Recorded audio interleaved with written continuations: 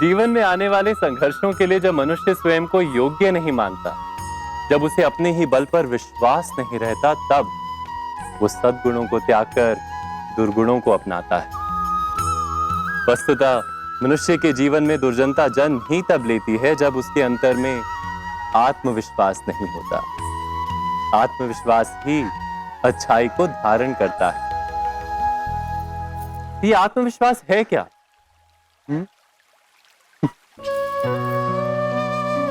जब मनुष्य ये मानता है कि जीवन का संघर्ष उसे दुर्बल बनाता है, तो उसे अपने ऊपर विश्वास नहीं रहता।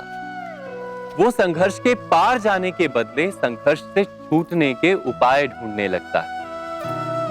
किंतु जब वो ये समझता है कि ये संघर्ष उसे अधिक शक्तिशाली बनाते हैं, ठीक जैसे व्यायाम करने से देह की शक्ति बढ़ती है, तो प्रत्येक संघर्ष के साथ उसका उत्साह बढ़ता है।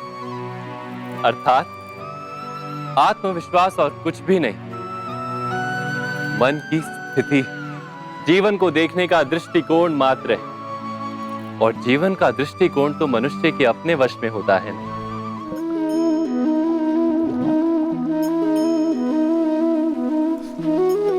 इस संसार में आने वाला प्रत्येक बालक संपूर्णतः संस्कार रहित होता है। उसके अंतर पर ना किसी अच्छे संस्कार के चिन्ह अंकित होते हैं, ना ही बुरे संस्कार के।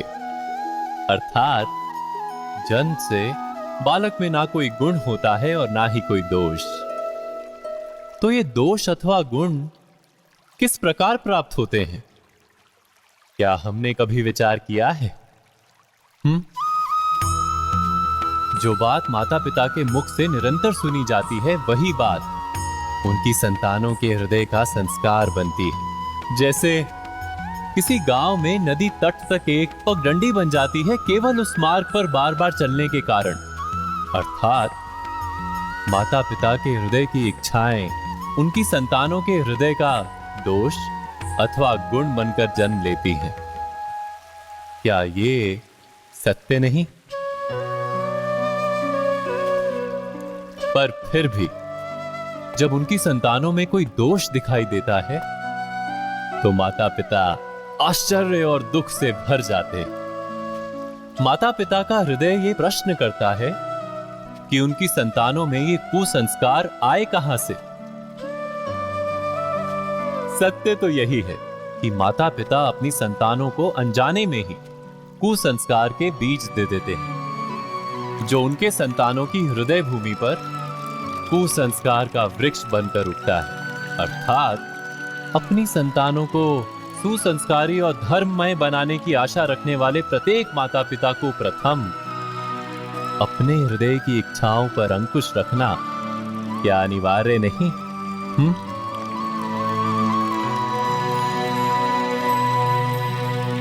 प्रत्येक माता पिता इस पर विचार अवश्य कीजिएगा।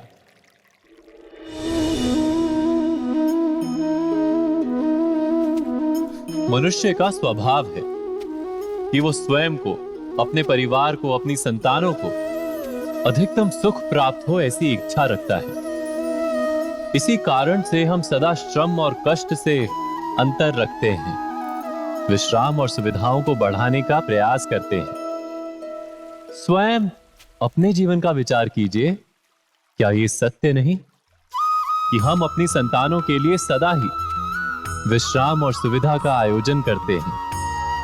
पर क्या कभी सोचा है केवल विश्राम से क्या लाभ प्राप्त होता है? केवल सुख और सुविधा जिन्हें प्राप्त हो, उनका जीवन कैसा होता है? शरीर जब श्रम करता है तो अधिक स्वस्थ बनता है।